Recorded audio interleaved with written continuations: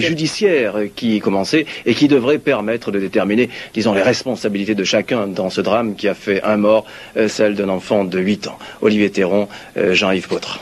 Le problème tzigane évacué, la majorité d'entre eux doit repartir rapidement vers l'Italie. Reste maintenant l'enquête judiciaire menée par le juge Cholem qui doit déterminer les responsabilités dans la mort du jeune Todor, 8 ans, mortellement blessé au thorax. Radoš Bogdanović, le conducteur du premier véhicule, est le seul à avoir été mis en détention pour violence sur l'autorité publique, refus d'obtempérer et séjour irrégulier. L'avocat de la famille, Maître Pons, ce matin, au cours d'un débat contradictoire, a demandé sa libération pour un placement sous contrôle judiciaire. Une demande refusée par le juge. Le sous-brigadier Karanko, l'auteur des coups de feu, lui, est en liberté et demeure toujours en fonction, bien qu'a priori la justice n'ait pas retenu la thèse de la légitime défense. Maître Pons s'est donc constitué partie civile au nom des Bogdanović pour avoir accès au dossier.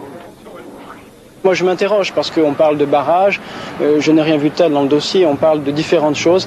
J'espère que la reconstitution permettra d'innocenter mon client de manière définitive afin qu'on cesse peut-être de jeter l'opprobre sur lui.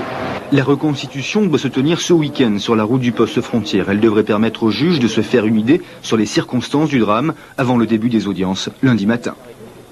Et j'apprends à l'instant même par une dépêche AFP que la Ligue des droits de l'homme condamne aujourd'hui donc la reconduite à la frontière de 18 ex-Yougoslaves ordonnés jeudi par le tribunal administratif de Nice et constate une fois de plus la quasi-disparition du statut de réfugié en France. Fin de citation.